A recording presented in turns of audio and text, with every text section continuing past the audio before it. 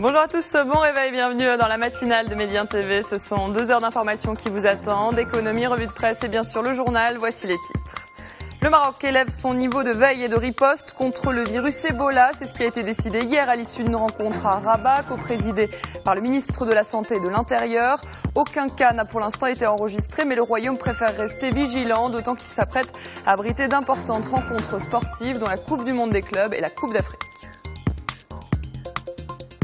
La lutte contre l'État islamique s'organise. La conférence de Paris hier, qui a réuni une trentaine d'États, visait à répartir les rôles. Cette coalition s'est engagée à soutenir Bagdad par tous les moyens nécessaires, y compris militaires. Elle n'a toutefois pas annoncé de plan concret. Des centaines de migrants morts en quelques jours dans différents naufrages en Italie et en Libye, où des dizaines de personnes sont portées disparues depuis le mois de juin. 2200 personnes ont disparu en tentant de se rendre en Europe, des chiffres de l'Organisation internationale pour les migrations.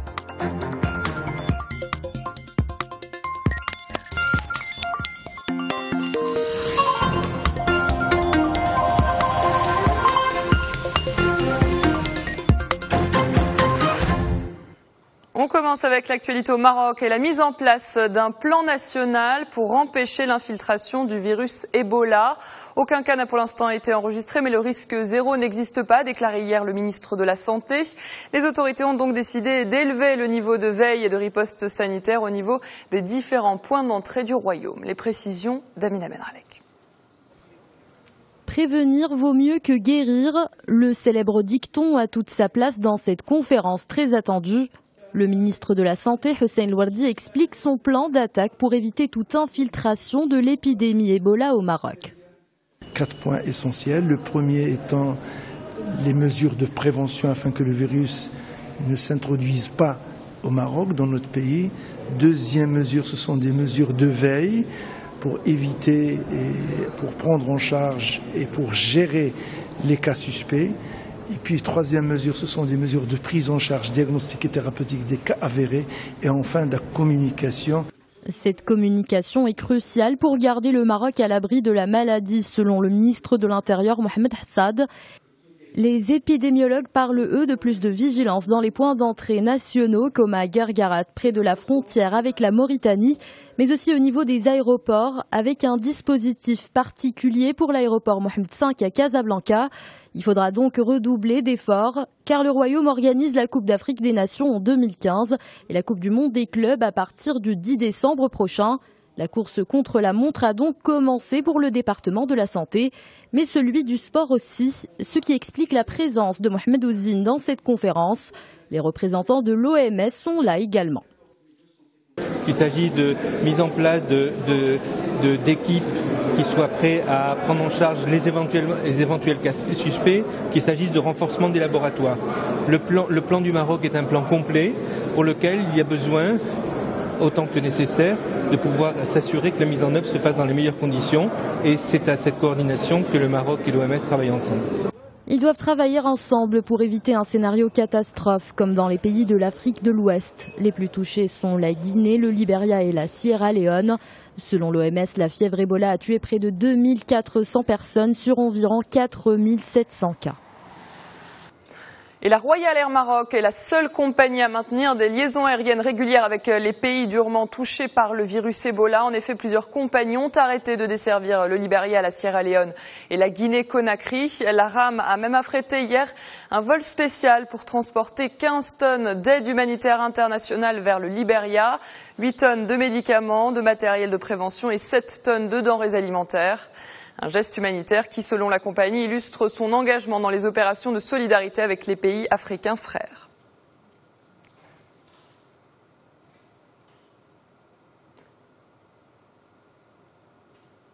Et la communauté internationale également se mobilise pour lutter contre le virus Ebola. Ce matin, on a appris que Barack Obama allait envoyer 3000 militaires américains en Afrique de l'Ouest, principalement au Libéria. Les soldats participeront à la construction de nouveaux centres de traitement et le gouvernement américain aidera à recruter le personnel. 500 travailleurs sanitaires par semaine seront formés. Le président américain a par ailleurs demandé au Congrès d'approuver un financement de 88 millions de dollars supplémentaires. L'Organisation mondiale de la santé estime qu'il faudra 9 mois pour enrayer l'épidémie avec des besoins évalués à près de 500 millions d'euros. Le Conseil de sécurité de l'ONU tiendra une réunion d'urgence à ce sujet jeudi.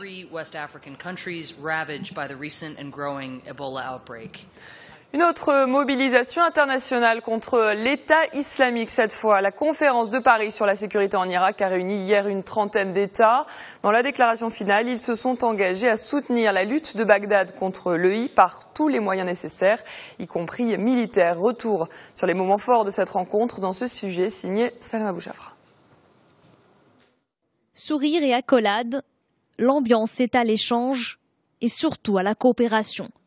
Les pays occidentaux mettent leurs différends de côté. John Kerry, Sergei Lavrov, Laurent Fabius, ils sont tous là pour lutter contre un seul et même ennemi, l'État islamique. Ils en font désormais leur combat. Le combat des Irakiens contre les terroristes est donc aussi le nôtre. Et nous devons nous engager ensemble, et c'est le sens de cette conférence, aux côtés des autorités irakiennes, clairement, loyalement et fortement. Et il n'y a pas de temps à perdre. Pas de temps à perdre aussi pour le président irakien. Fouad Massoum s'est montré clair. Si l'intervention tarde, l'État islamique va occuper d'autres territoires. Nous demandons à ce que les interventions aériennes se poursuivent contre les terroristes. Nous devons les poursuivre où qu'ils se trouvent, assécher les sources de leur financement et les encercler par des lois qui empêcheront les combattants des pays voisins ou d'autres pays d'aller les rejoindre. À la fin de la rencontre, les participants se sont engagés à soutenir par les moyens nécessaires le nouveau gouvernement irakien dans sa lutte contre l'État islamique. Un soutien qui passe notamment par une aide militaire. Toutefois, aucun plan concret n'a été annoncé. Et sur le terrain, les forces américaines ont à nouveau agi hier en Irak en menant une frappe contre une position djihadiste près de Bagdad. C'est une première. Une autre frappe au nord de l'Irak, à proximité de Sinjar, a détruit 6 véhicules de l'EI. Et puis la guerre fait rage au Kurdistan également entre les Peshmerga kurdes et les combattants djihadistes. Les troupes kurdes viennent d'enregistrer une victoire en prenant le contrôle de la ville de Zoumar. Les membres de l'État islamique ont subi des pertes et ont été obligés de se replier à quelques dizaines de kilomètres. Et en Syrie aussi, on combat l'État islamique. Le dernier pont de Deir ez-Zor à l'est a été détruit hier, vraisemblablement par le régime. Les djihadistes contrôlent la moitié de la ville, mais leur dernière ligne d'approvisionnement a été coupée avec la destruction de ce pont. L'État islamique se retrouve donc en état de siège et des dizaines de milliers de personnes sont prises au piège. Combattants et civils vont désormais devoir utiliser des embarcations pour traverser le fleuve.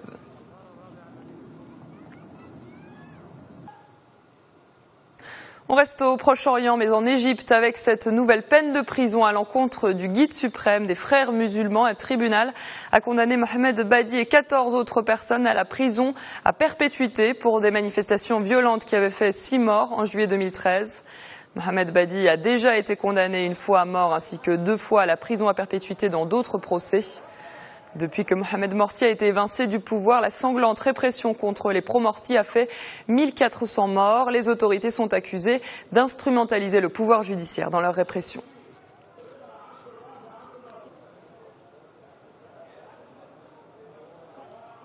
Direction la Libye à présent, où les problèmes migratoires s'ajoutent à la crise politique et sécuritaire. Des dizaines de migrants africains ont disparu en mer dimanche. Ils étaient 200 à bord d'une embarcation qui a coulé à l'est de Tripoli. Et autres pays concernés par la poussée migratoire aux frontières, l'Italie. Près de 500 migrants sont portés disparus.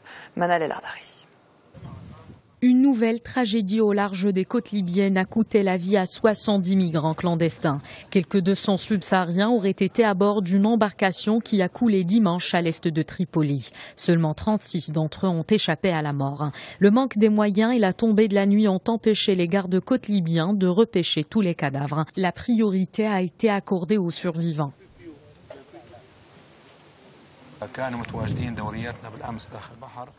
Les unités de la garde maritime ont retrouvé une embarcation qui a coulé au large des côtes libyennes. Malheureusement, il y avait un grand nombre de corps flottants. La marine n'a pu repêcher que les survivants. Des centaines de milliers de migrants, en majorité africains, tentent depuis des mois de gagner Malte ou l'île italienne de Lampedusa. Selon le Haut Commissariat des Nations Unies pour les réfugiés, plus de 2200 d'entre eux ont péri ou sont portés disparus depuis le mois de juin. En raison de la situation politique en Libye, les départs vers l'Europe se sont multipliés ces dernières semaines. Nous étions près de 105 migrants à bord de l'embarcation. 36 d'entre nous ont survécu, alors que 70 autres ont trouvé la mort. Parmi eux, 3 femmes et un bébé. Ce sont les gardes-côtes libyens qui ont sauvé les 36 migrants. Au large des côtes italiennes, jusqu'à 500 migrants sont portés disparus après un naufrage provoqué par des passeurs. La marine italienne a secouru quelques 2380 personnes au cours du week-end dernier. Parmi ces migrants, des Syriens, des Palestiniens, des Égyptiens et des Soudanais qui ont fui les crises politiques et sécuritaires pour un avenir incertain. L'Inde et le Pakistan toujours sous la pluie, des pluies qui perturbent les opérations de secours. Les inondations qui ont débuté la semaine dernière ont déjà causé la mort de 480 personnes dans les deux pays et fait des centaines de milliers de sinistrés. Après quelques jours de répit, la pluie accompagnée de tonnerre et d'éclairs a repris de plus belle. Dimanche, au moins 17 personnes sont mortes au Pakistan dans le naufrage d'un bateau utilisé par les secours. Il transportait les invités d'un mariage et a chaviré en voulant traverser une rivière en crue.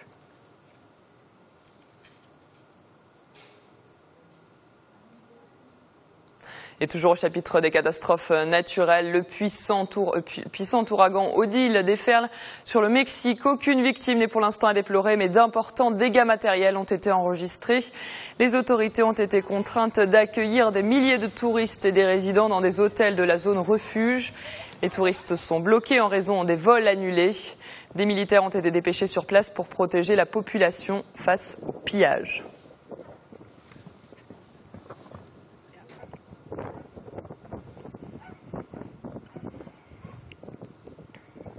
Voilà pour le journal. Je vous propose maintenant d'aller voir ce qui se passe dans le pays de l'un de nos correspondants dans le monde.